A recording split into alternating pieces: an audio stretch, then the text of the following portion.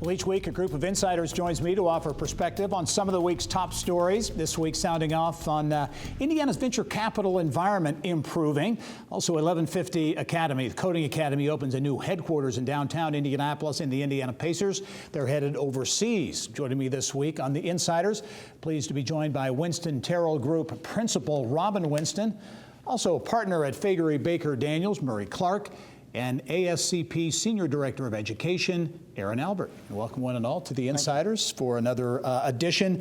I guess the big tech news certainly this week, Xylo, a tech company, a spin-out company from High Alpha here in Indianapolis, announcing the largest series, or certainly one of the largest Series B funding efforts, $22.5 million going into Xylo. They're going to grow. They want to continue to be a national brand, but based here in Indianapolis. And Murray, as I talked to Eric Christopher, the CEO, about it, he said the money, the size is important, but he said even more important, the investors in this round from the Bay Area and other places outside of Indiana. Right. Well, we have investors from the West Coast, from Illinois. High Alpha was one of the, I think, early recipients of next level funding. You know, I think this is meaningful, and it illustrates kind of the ecosystem of technology and investment in the state is growing. Yeah, how about that ecosystem? Because Murray brings up what I think is a very important point, is that ecosystem continues to grow. It didn't really used to be here, but now everywhere you look, whether it's co-working space or venture capital support groups, whatever the case might be, it's out there. Yeah, and it's only going to explode in growth. There's definite demand for technology workers as we move forward. We definitely need to pull in those funds and resources and companies. And, you know, it's great that they're on both coasts, but it would be even greater if they were here in the Midwest. Robin, can Indianapolis be that Silicon Prairie? You know, they talk about, because you talk about the advantages here, cost of living, cost of doing business, cost of talent, all those kinds of things. Right. And with this ecosystem, is that? And tremendous institutions like Purdue and Butler around us, I think it can be. We're a great location. What you're seeing now is more of an investment in people.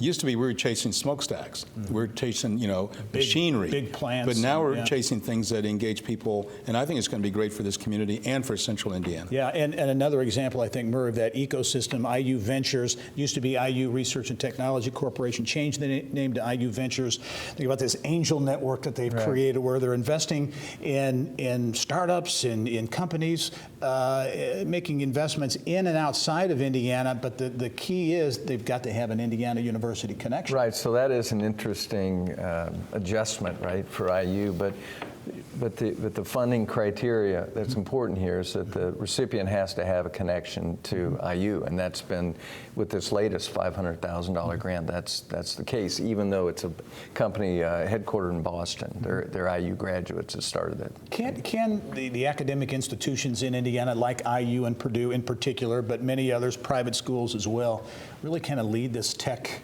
revolution, if you will, in Indiana with things like this, the IU Ventures? You know, there's the resources, they are tremendous assets for the state. Can they really lead? Well, I mean, I think the template's changing here, right? I mean, I think higher ed has to adjust and modify. I think we see that in West Lafayette, right? It's great to see it in Bloomington. I think you're seeing it at Notre Dame and elsewhere, and it's great that we have higher ed institutions here kind of leading the way in the Midwest for this change. Changing dynamic in terms of education and workforce. This week news that 1150, the Coding Academy is moving, keeping a presence in Fishers, but also putting their headquarters right in downtown Indianapolis. $5 million investment in that. And as you look at that, Aaron, these graduates of this coding school getting $70,000, $75,000 coming out of the school. Yeah, it's a phenomenal story. I love that we have this educational opportunity available to our workforce.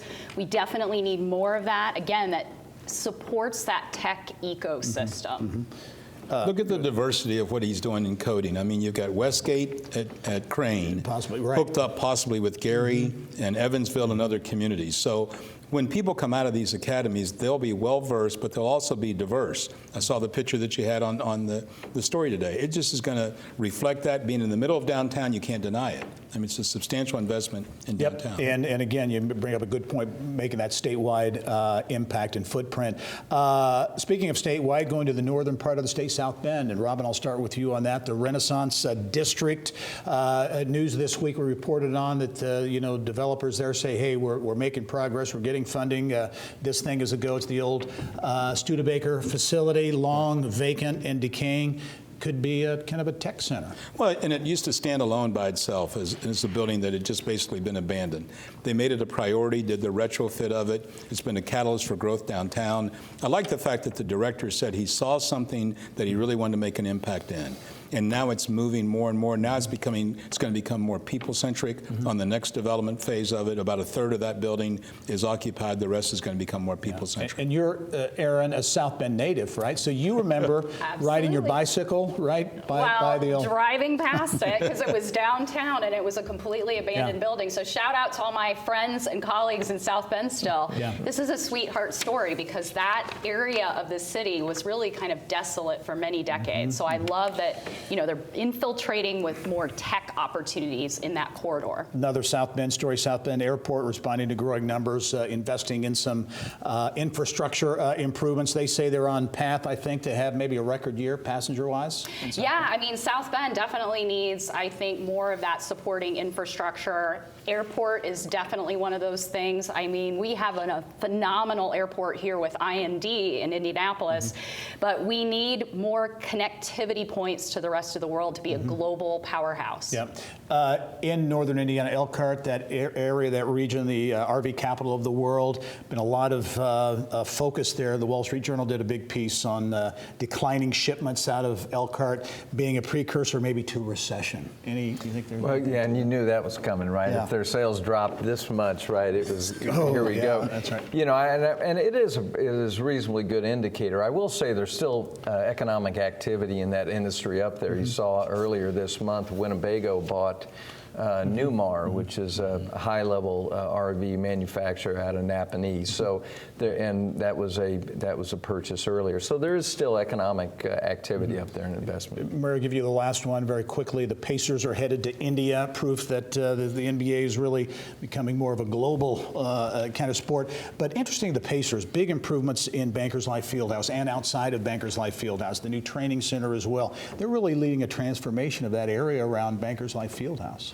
Well, yeah, they're an anchor institution in that area, and that quadrant of downtown has come so far, and they're vitally important. Yep. Yeah. Murray Clark, Aaron Albert, also Robin Winston. Thank you one and all for being on another edition of The Insiders, and we'll be right back after this.